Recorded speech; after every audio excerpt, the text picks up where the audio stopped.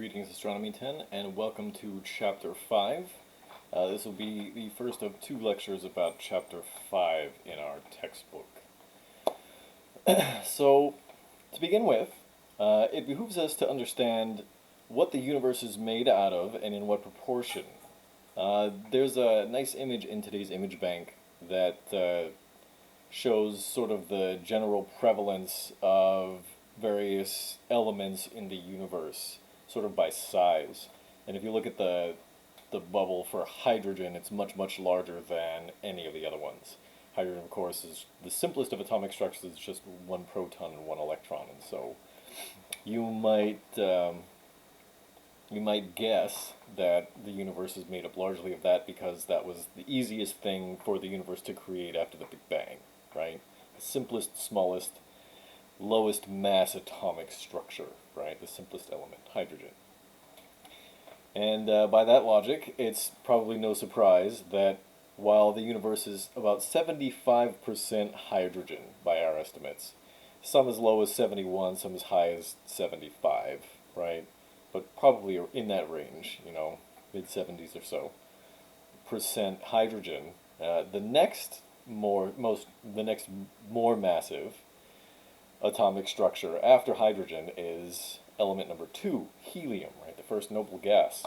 That generally has 2 protons and 2 neutrons, so it's actually 4 times as massive, close to the hydrogen atom, the stable form of helium anyway. But it's still the smallest and least massive after hydrogen, and so it's no small surprise to think that that is the most plentiful after hydrogen, right? It was the next easiest thing for the universe to make after the Big Bang. And as it turns out, the universe is probably about 24% or so helium. And so if you add just those two up, you can see you've got maybe 1% to be the rest of everything else. And that's actually how it is, believe it or not. There is sort of a smattering of some other things here and there, carbon, nitrogen, oxygen, you know, this and that. But the smallest things, the smallest atoms, were the easiest to make, right? Require the fewest amount of particles, and so they're still the most plentiful in the universe, because the universe, if you want to think of it in terms of how long the universe is going to be around, the universe is still quite young, right? It's only about 13.7 billion years old. So, if we wanted to try to look around to try to find this huge predominance of hydrogen, where do we find it? I mean, there isn't huge tons of hydrogen and helium here on the Earth, right? Here we've got a lot of things like carbon, right? We're made of carbon. Trees and plants and dirt and everything are also made out of carbon, right? We have lots of carbon. We also have lots of... I need more water. But we also have lots of water at the surface. But everything below that, there's still lots of carbon, lots of molten rock, right? There's also, you know, some iron and some nickel and some of this and that, but it's much less, right? In any case, there doesn't seem to be about 75% hydrogen makeup here on the Earth, or 25% or so helium makeup here on the Earth. So where is all this hydrogen and helium then? And if you look at the first two images, the first one kind of shows the inner solar system. We already know what's there, right? The sun actually is the most massive thing in our solar system, and it's made out of, guess what? About 75% hydrogen, about 25% helium. With, you know, a smattering of some other things. Mostly the heavier elements get put into the universe, get made when a larger, more massive star dies, explodes, goes supernova, and combines lighter elements into heavier ones, right? You get all the way up to like plutonium and uranium and stuff like that when a star goes supernova because of all of the neutron bombardment and the high energy nature of the explosion. But we'll talk a little more about that when we talk about the evolution of high mass main sequence stars. Not anytime soon, that's in the middle of the semester, but we'll get there. In any case, The sun is largely made up of hydrogen and helium, and it's the most massive thing in the universe. It's like 99.9% of all the matter in our solar system. But our solar system is not most of the matter in the universe, is it? It's just one star, one kind of middle of the road star. It's not real big, it's not real small, it's kind of in the middle, as stars go. And we'll talk about how we know that later. But it's not some special kind of star. You know, we don't have a hypermassive black hole here or anything like that. Nothing like really out of the ordinary. And so most of the hydrogen and helium in the universe still has to be found elsewhere. Now there are plenty of stars in the Milky Way and plenty of stars in other galaxies as well. And most of those are mostly hydrogen and helium. But also, if you look at the, it's the third image in today's bank. It's a sort of a schematic diagram. If you look at the scale at the bottom, like every knock is like 10 times the distance before, so it's like 10 and then 100 and 1,000 and blah, blah, blah, right? All the way up to, you know, way beyond the edge of our solar system, past the Oort cloud.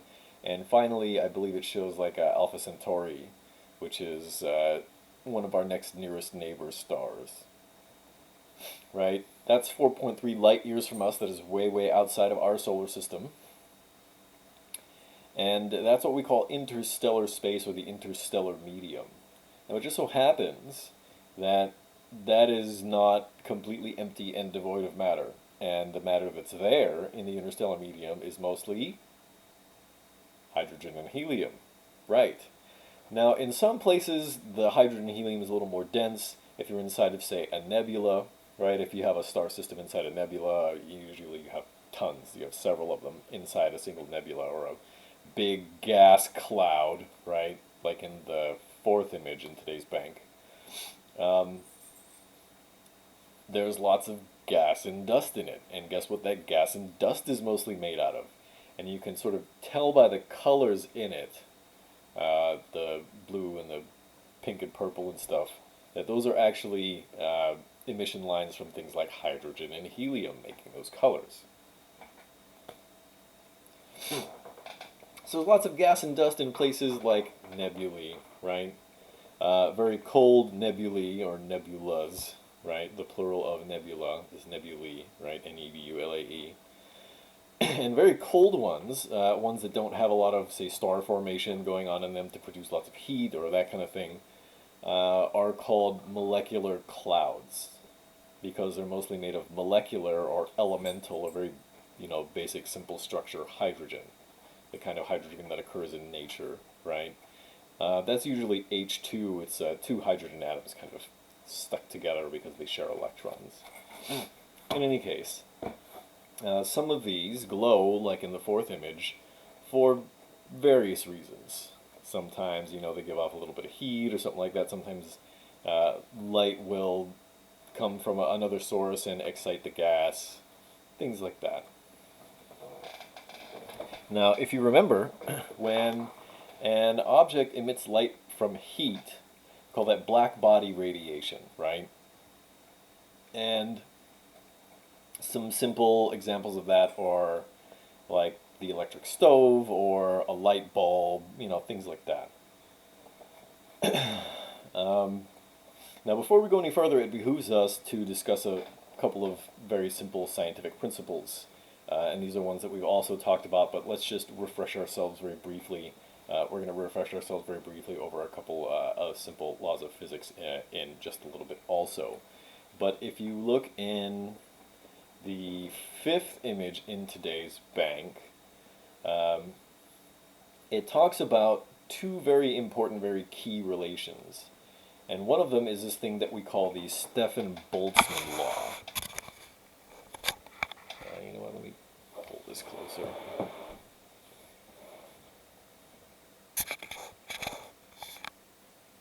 Center the camera a little bit.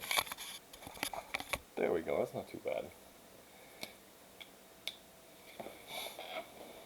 So the Stefan-Boltzmann law,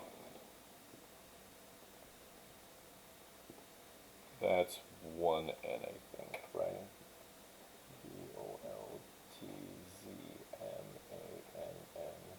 Stefan-Boltzmann law, goes basically something like this. That luminosity, or brightness, is proportional to, anytime you see an alpha like this in an equation, it means proportional to. Like what's on this side of the alpha is going to be proportional to what's on this side. It's proportional to t to the fourth. Okay, now what this means is brightness is proportional to temperature. But this t to the fourth power, right, if you increase the temperature by a factor of 2, 2 to the 4 is 2, 4, 8, 16, right? And so the brightness will increase by a factor of 16 if you double the temperature of a black body radiator. And this is actually a fairly simple kind of relation if you think about like a fire, you know, or that electric stove. When you turn up the heat on the electric stove, it goes from, you know, a dim red to a really bright orange, right? And the difference in temperature is like the difference between 4 and 6 on the temperature scale, right? You're not even increasing it by that much. But it increases the brightness by a whole lot, right? In any case, the luminosity of a black body radiator depends largely upon the temperature, right? And there's another really key law. This is called Wien's displacement law. Sometimes also just called Wien's law. And that's typically written something like this.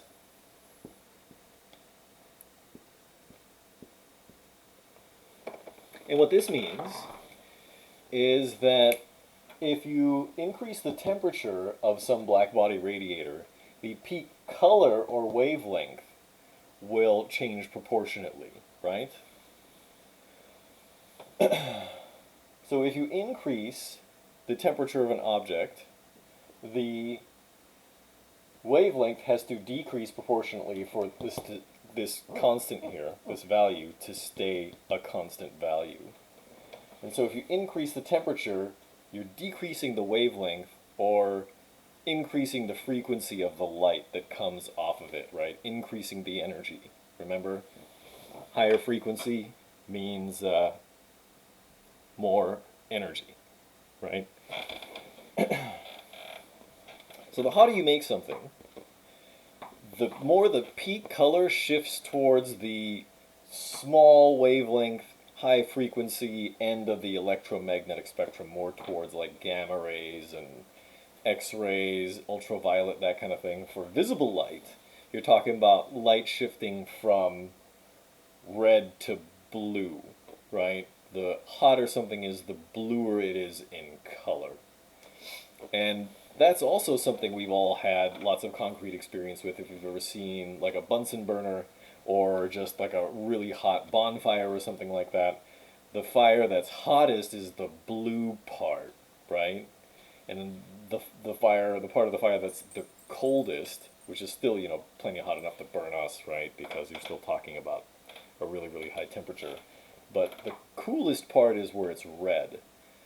And as you get hotter and hotter, you go from red to orange to yellow and so on, and eventually you get all the way to blue, right? And so Wien's law is actually something that we also have a lot of concrete experience with.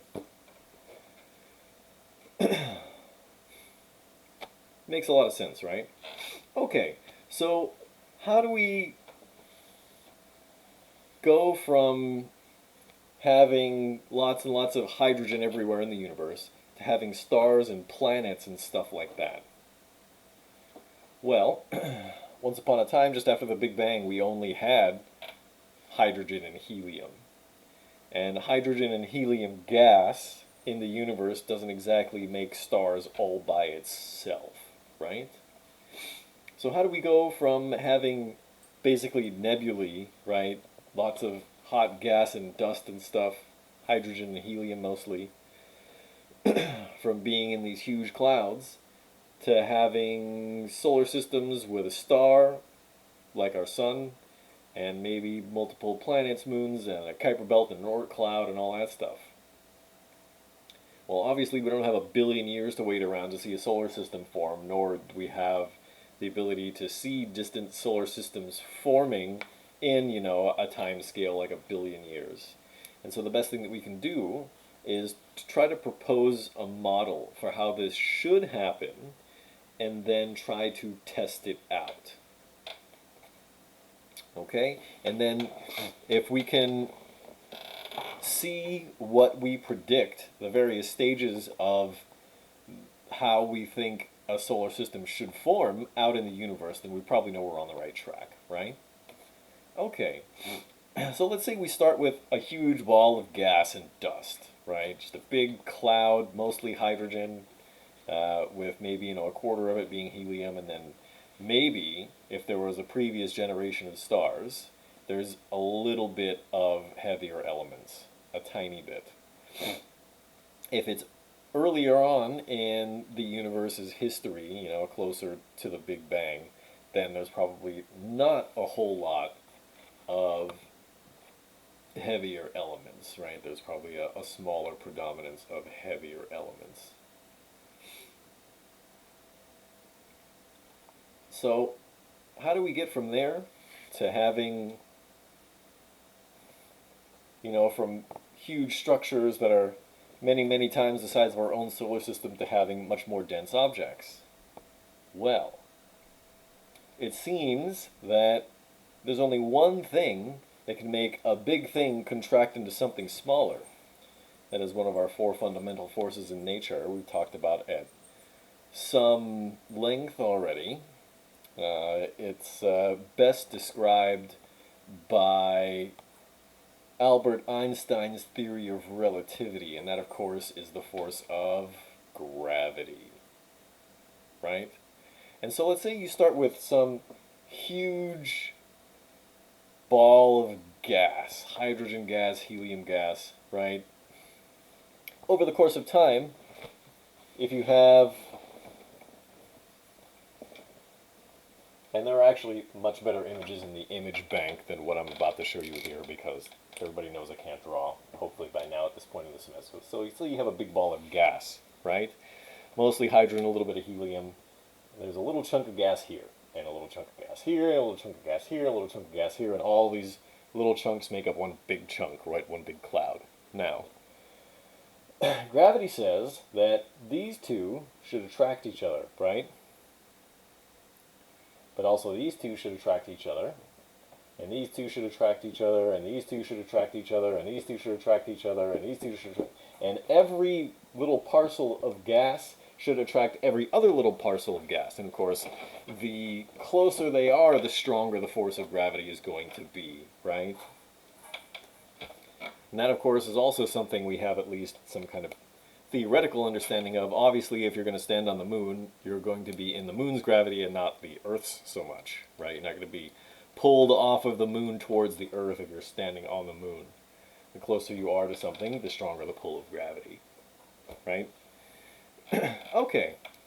Now, this takes a very, very long time. This is what we call in astrophysics free fall contraction. You don't have to know that. It will not be on an exam, but I want you to have heard the term at least once. And free fall contraction takes a really, really long time. I think if you're supposed to have something, what is it, like 1 mole of hydrogen gas, which is 1 gram of gaseous hydrogen, in a container about the size of a cubic meter, it's supposed to take, 100,000 years for it to contract into 1 point? And then if it's the size of your average classroom, it's supposed to take like 1,000,000 years or something crazy. It's a very, very long time.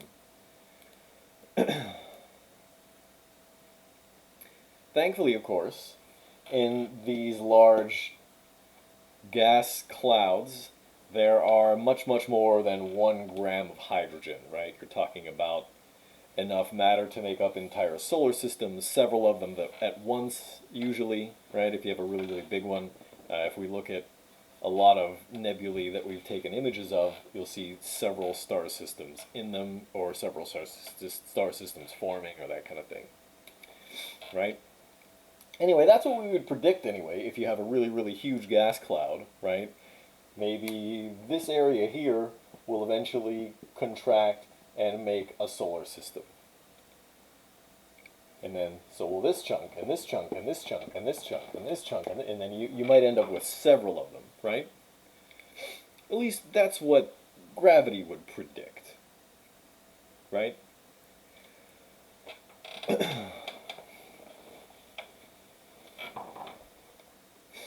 Now, before we go any further, we need to remind ourselves of a couple of other simple laws that we've already gone over, just, to remind ourselves very briefly. There are three basic conservation laws, right? Remember, a conservation law is the fact that essentially if you have some known quantity like momentum or energy, matter, right? These things all have basically a fixed amount in the universe. There's a little bit of an energy-matter equivalency, but it's not common to have lots of energy become matter or vice versa, right? Not like all at once anyway, not since, the Big Bang. If we are converting matter into energy, mostly that's stars doing that, and that kind of takes a long time, and it only converts small amounts anyway, compared to the mass of the star. In any case, the idea that these things are conserved means that this matter or energy or momentum or whatever is neither created nor destroyed. The amount of it in the universe roughly sort of stays the same, right? Now, there are conservation laws for matter, there's conservation laws for energy, and there's also a conservation law for momentum, not only linear momentum, but angular momentum, right?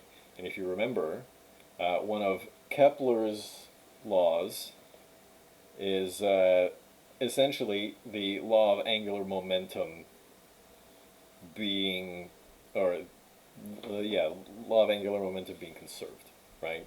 If you remember the turntable demo, right?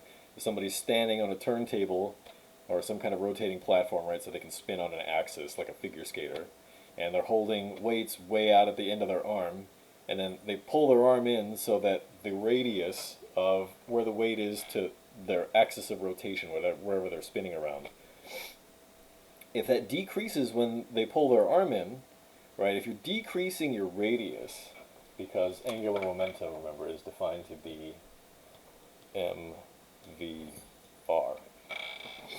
If you decrease the radius, what happened when the person pulled their arms in holding the weights? Their speed increased, right? Their angular speed, their rate of rotation sped up. And so we say that angular momentum is conserved, right? Obviously, linear momentum also has to be conserved too. Linear momentum, of course, is just mass times velocity.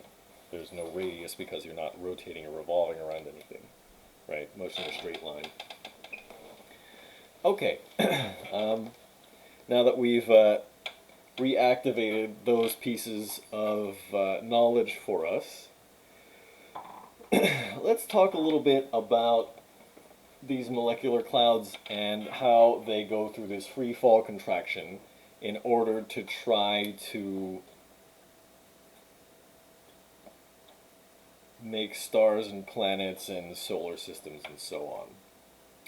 Now, like I said before, this free fall contraction can take quite a long time, but sometimes, let's say there's a star in this part of the supernova, or this part of the nebula, and it blows up and goes supernova. Well, that's a tremendous amount of force and energy and stuff, right?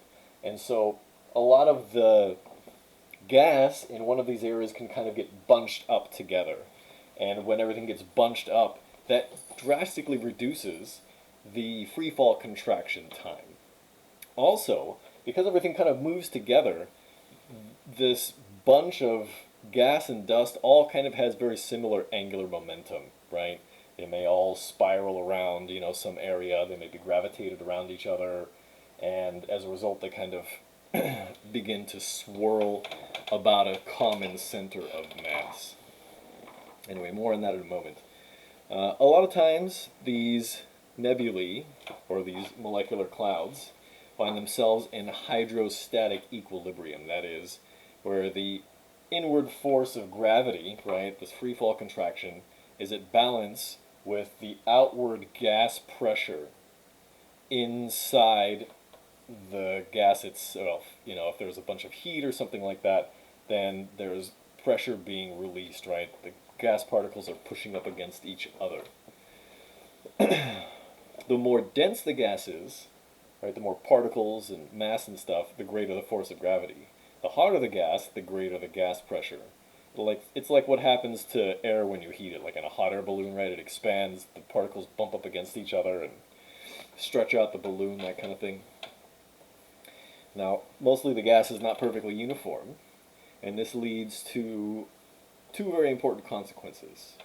First and foremost, eventually, there will be regions of nebulae that will eventually contract due to gravity, right? These pockets or whatever where things get more dense and eventually close up.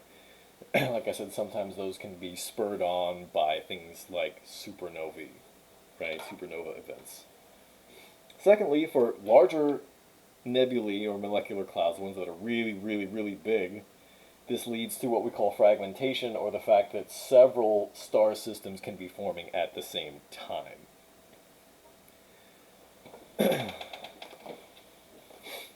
Now, let's say that we have a supernova event here, right? Gas gets pushed away from it, kind of in all directions. And let's say that a bunch of gas gets pushed here, right? And everything kind of gets pushed in one direction. That gas will, because it's now more dense, it'll have an increased force of gravity, and it'll start to free fall contract.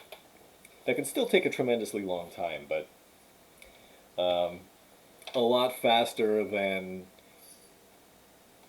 trying to fight your own outward gas pressure and getting stuck forever, right? And so eventually, all of the matter in here, especially because a bunch of it is getting pushed, right? Let me try draw sort of like a close-up. So we have a bunch of matter that gets pushed into this area, right? And the center of mass is here, right? There's mass here, here, here, here, here, here. And all of it is sort of being attracted to every other mass, right? The gas here is being attracted to the gas here and here and here and here and so on. And so basically everything is attracted towards the center of mass. And when all this new mass gets pushed in, right, it tends to spiral around the center of mass, right? And so essentially, when you have hydrostatic equilibrium, there's, no particles rotating. But then when you have a bunch of particles that all kind of come in together with similar momentum, right, all in the same direction, you end up with things sort of spiraling. Now that does some interesting things. Let me try to give you a better mathematical description of how that works exactly. Like I said, you end up with a bunch of matter coming in, and everything starts to kind of swirl around the common center of mass, right? And this is sort of like a top view. If you wanted to look at a side view, you'd start with, this huge cloud of gas, like a sphere or something maybe, right? And you kind of have a bunch of particles coming in this way, right? And so you end up with a lot of angular momentum in kind of the same direction, right? All swirling around this way, right? Around this way and then kind of in the back this way. If this is like a big ball, right? This way and then around the back. Now, these particles, most of them originally were moving around randomly. But now that we have a bunch of stuff that's been introduced, the likelihood that everything is going to just kind of be random and that the angular momentum of this particle and this particle and this particle and this particle are all going to kind of add up to nothing, right? And there's not going to be any rotation is very, very slim. So much so that it's probably never happened in the history of the universe, right? However, angular momentum isn't the only kind of momentum that these particles are going to have.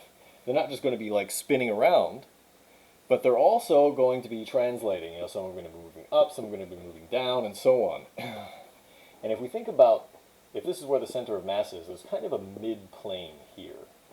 And if you're a particle here, then there's going to be more mass below you than above you, right? And so you're going to be gravitating downward. Same thing is true of particles down here. And eventually, particles will collide. And the motion that is sort of perpendicular to the rotation or to the angular momentum of the entire system kind of gets canceled out through collisions over the course of time. And instead of being like a sphere, it mostly like flattens out into like a disk. We call this an accretion disk, usually. And the thought is that, you started with this huge gas cloud, right? And eventually it becomes like a flat disk. And then as gravity pulls it in, it becomes a smaller disk that's more dense, and a smaller disk that's more dense, and so on, until finally you have a really, really dense kind of flat body. Now, as this thing gets smaller and smaller, remember that angular momentum has to be conserved, right? And so these particles that are out here are not going to be moving as fast as when they get closer, right? We're reducing the radius, and so the velocity has to increase, right? The faster these things move, or the closer they get to the center of mass, the faster these things move, right? And the faster they move, the more this gravitational potential energy gets converted into kinetic energy, if you want to think of it that way. And eventually, the collisions are going to cause some heat and things like that. Right? And eventually, it should sort of heat up here in the center. And eventually, at the very, very center, in the middle, right, in the center of mass of the system, the density at this core object increases as the size of the overall disk decreases, right? Now, in the very beginning, you're talking about a huge cloud of gas with just, particles here and there, tiny little ones, right? Things like individual atoms of hydrogen that kind of bang together, and smaller particles, sometimes just gas, sometimes dust and ice. A lot of them will stick together from static electricity, right?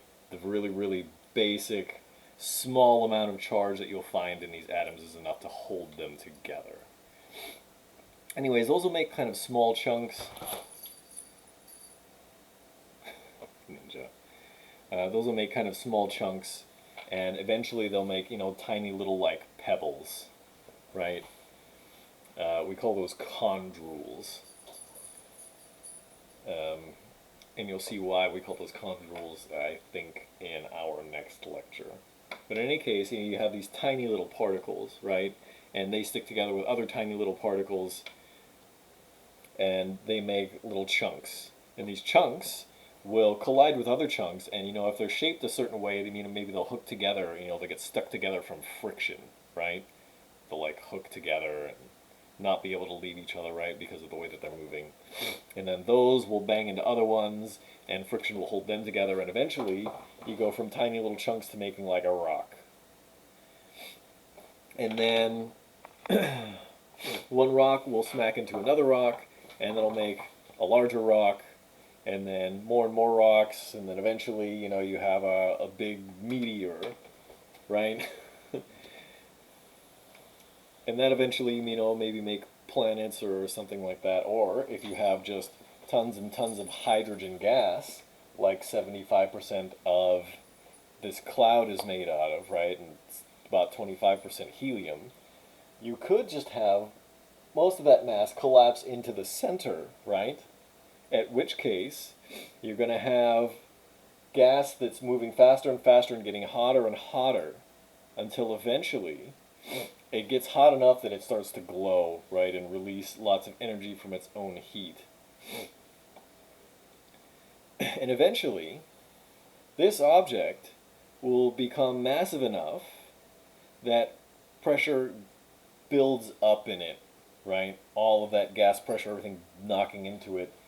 And not only will it glow, it'll start to emit light from heat and become a black body radiator.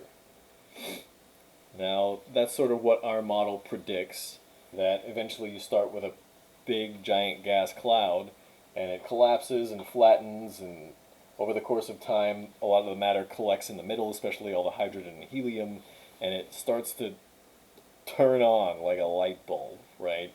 And it creates a lot of light from heat and becomes what we call a protostar. And around this protostar, there will be what we call an accretion disk. Now, our model predicts that because this protostar is rotating very rapidly, that when it sort of turns on and starts to emit a bunch of heat and light, that it should eject a bunch of material from its poles, right, from its north and south pole, because the material there isn't moving nearly as fast, right, and it's not being caught up in the angular momentum of the object so much. And it just kind of gets ejected. And eventually, if there's enough mass, that this protostar should gain enough gravity to make its core really, really hot. Now, if that happens, something really, really interesting happens, and that is nuclear fusion, but we'll come back to that in just a moment.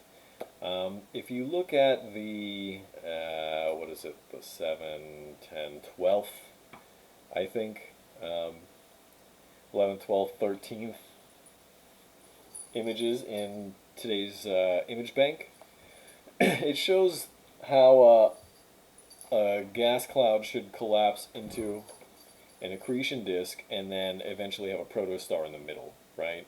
And that there should be gas jets at the top and bottom with a accretion disk of material around it. And the second and third of those images, one is the first one that has the green jets at the top of and bottom. One of them is just kind of a schematic drawing, but then in the lower right-hand corner is an actual image that we took of an accretion disk with a protostar in it, ejecting a bunch of material from its poles. And then the next image is the same, it's the same star system, but I believe it's taken in the infrared portion of the electromagnetic spectrum. That's just slightly lower energy, longer wavelength than visible light, the kind that our eyes are able to process, right, and turn into signals that your brain can interpret as sight. And you'll notice that there's a bright object in the center, and then there are jets of gas being ejected from the poles. And also, in the plane around it, there's a dark space, right, where the accretion disk is. And that's an actual image that we took. The next image is a place that we call the Pillars of Creation. I believe that's in the Eagle Nebula. And the previous two images are of a star system that are actually in the Pillars of Creation. It's actually at the very, very top. There are a few structures in that image that look like tiny little nubs. There are sort of three pillars, and if you look at the one on the far left, at the very, very top, not where it's glowing like really, really bright green and yellow, but just below that, kind of off to the right, there are these tiny little nubs. We call those eggs. And that's regions where this is happening, this star formation is happening. And so, essentially what we've done now is we started at the very beginning and we proposed a model, and we looked for it out in the universe, and we found it. Interesting, right? So that means two really important things. One, that we're on the right track, right? And also, our model of physics, our understanding of the physics of the universe is pretty good, pretty right on. Okay, One last thing before we call it quits for the day is that something very, very special happens when one of these protostars gets really, really dense. If there's enough matter in there, it gets dense enough that the core gets under such tremendous pressure that it releases so much heat from collisions, and eventually the gravity is so intense and the temperature is so high that it begins to take hydrogen atoms and smash them together in order to make helium atoms. That's actually, for stars like our sun, it's something called the proton-proton chain usually. In more massive stars, there's another possible sequence called the CNO cycle, but suffice to say that what's happening is basically nuclear fusion, where we take smaller atoms and we smash them together to make heavier ones, right? You take hydrogen and you make helium. And because there's a slight mass difference in between these two because of this thing called nuclear binding energy, the energy difference in between those two, even though the mass difference is very, very small, the energy difference is very large. And so all of that energy that gets released when you make hydrogen into helium, it generates a tremendous amount of energy in this protostar. And it turns on really super bright like a light bulb and becomes a real true blue bona fide star. Now that's all we have for today. If you have questions, of course, please get a hold of me through the normal channels. And I hope you have enjoyed today's lecture as much as I have giving it. I'll see you next time.